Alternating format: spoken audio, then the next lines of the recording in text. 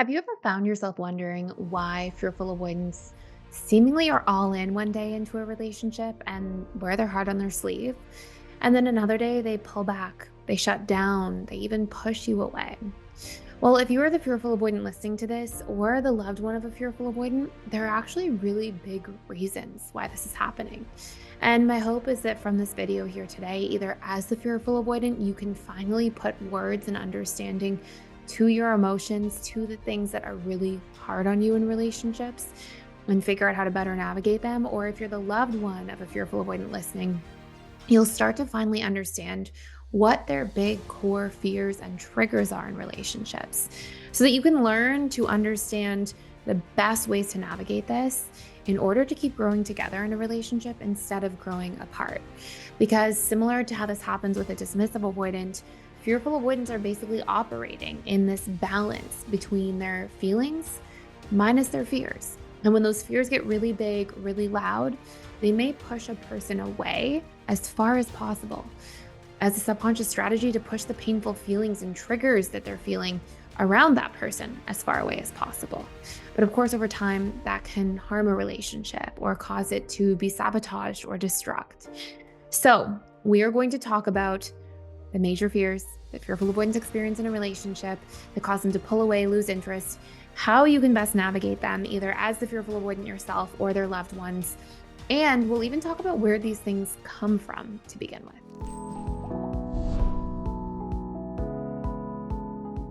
First and foremost, if you are a fearful avoidant, you probably know that when you feel things, you feel them deeply. You probably know that when you're triggered, there's a lot of emotion that comes up. And it's something that maybe you can push down for periods of time, but you may struggle to actually have luck in completely pushing down altogether. So, we're going to talk about these different fears. Some of them may surprise you, some of them may completely not surprise you. We're going to talk about five different ones specifically, where they come from. And I'll give you a strategy if you're the loved one or the fearful avoidant yourself for how to make sure that you can move through these things with grace, with understanding, with patience, and eventually evolve beyond them.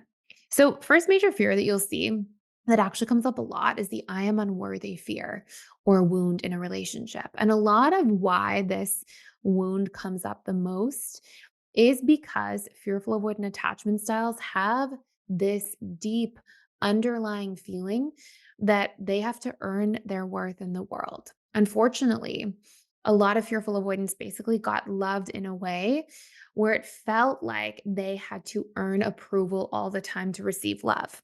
Now, I want to be really clear about something. This may not be an accurate depiction of what, if you are the fearful avoidant, your caregivers actually felt about you, but instead, how you perceived it as a child.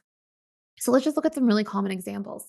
Let's say you have an experience, or maybe your parents love you a lot, but maybe they think that they're going to best prepare you for the world by being really tough on you if you get a B instead of an A plus, or an A minus instead of an A plus, or if you don't show up on a sports team or at some sort of practice of an event or hobby the way that they expected of you or hoped for you.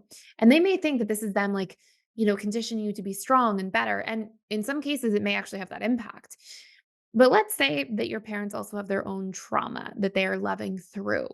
Well, you may find that the intensity or the consistency of how much you feel, like you're in trouble or punished in some sort of way, or you're unworthy or even like, dismissed or ignored, if you don't meet those expectations, may be quite frequent. And that can be really painful for a little child.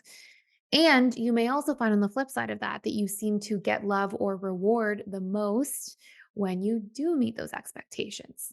Now, it may seem like a small thing because it's so common for so many people, but a little child isn't understanding. Oh, my parents are trying to prepare me for the world or grow me. They're often taking in this information as if, okay, I'm not really worthy of love and connection unless I perform, unless I show up, unless I succeed.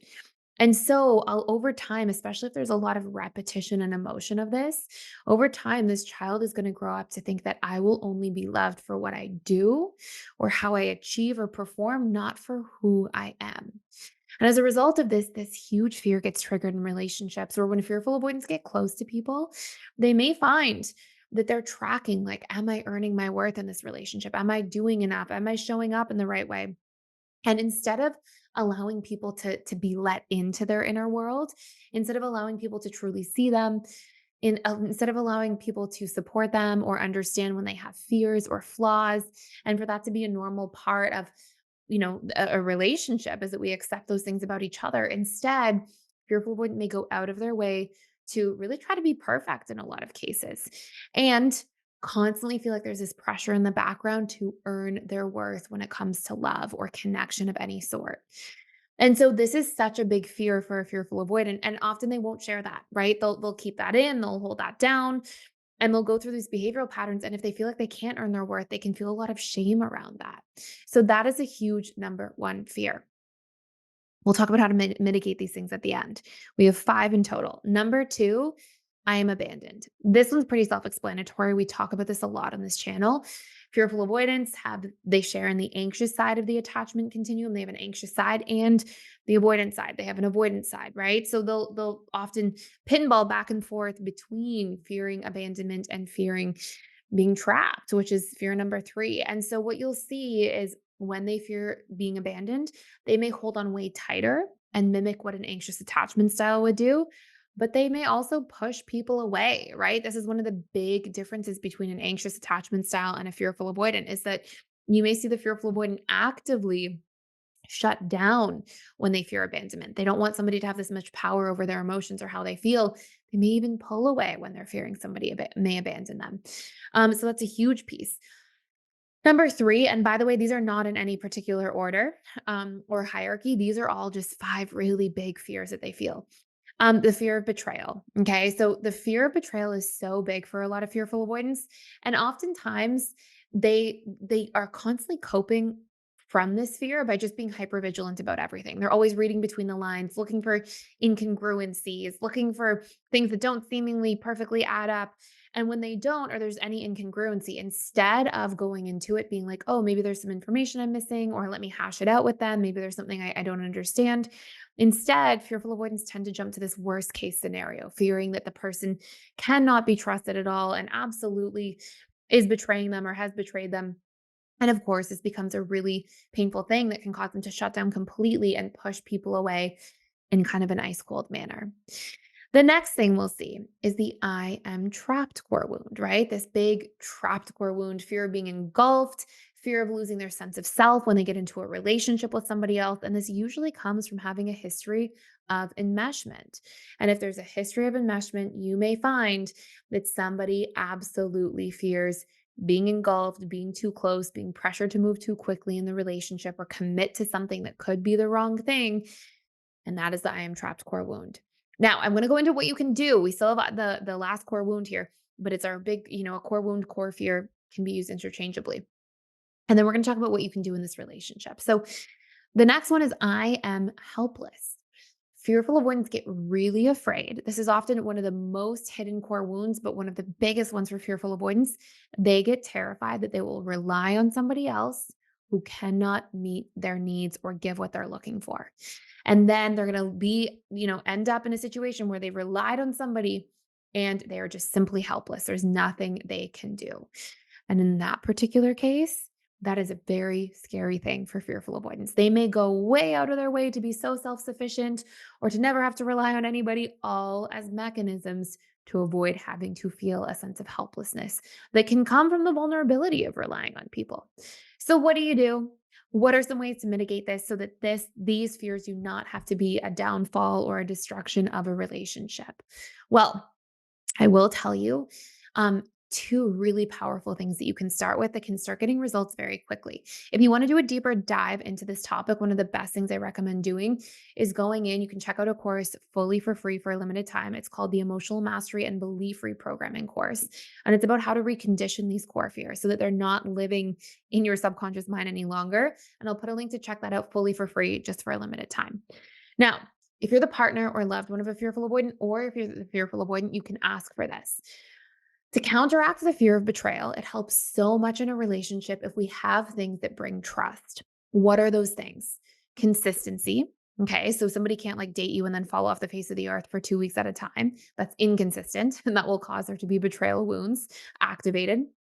Um, so consistency, context. So if you are going to cancel the plans with a fearful avoidant, for example, on a date, tell them why. Give them context. Okay. If you just say, I'm canceling plans, see you later, it's a lot different than saying, hey, I'm canceling plans. I'm really under the weather, but I'd love to see you as soon as I feel better. So, context, consistency, congruency. Okay. So, what you say and what you do have to add up. If you say, I'm going to call you back, but you never call back, over time, that will cause this betrayal wound to get activated and fester a little bit. And consideration. If somebody feels like you're taking them into consideration, they tend to bond with you more, trust you more. So when you can check in and say, hey, what are you feeling in this situation? What do you think about this decision? And consider them as a part of yourself and your experience. That is a huge part of building trust. Okay. So those are some big things in regards to that first betrayal core wound. Second thing is be validating as much as you can. It's hard. Fearful ones won't often show that they appreciate validation, and it doesn't have to be over the top. We're not talking like 20 compliments a day. But if once a week or so you can say something meaningful about the relationship or about the connection and how you're appreciating it or how things are going, you appreciate about it, any of those things over time that will help them feel like they're a little more worthy. And all of these core fears are technically an inside job for the fearful avoidant to fix as well, right? Because these can be things we get support on in a relationship, but it won't get taken all the way home to freedom from these big core fears or wounds unless we're doing that internal programming, reconditioning work. But these can be great strategies to start to help alleviate these things in a relationship that can otherwise be painful and sometimes even sabotage a relationship itself. I just wanted to jump in and share something exciting. We are actually, for the first time ever, running a promotion for 60% off of your first month at the Personal Development School. And this gives you access to all of our courses, including all of the courses about different attachment styles and how to navigate those relationships together. So, for example, a fearful avoidant with a dismissive avoidant, how to really work through that relationship, all the different challenges, how to show up. We also have courses on boundaries, communication, healing your attachment style to becoming secure.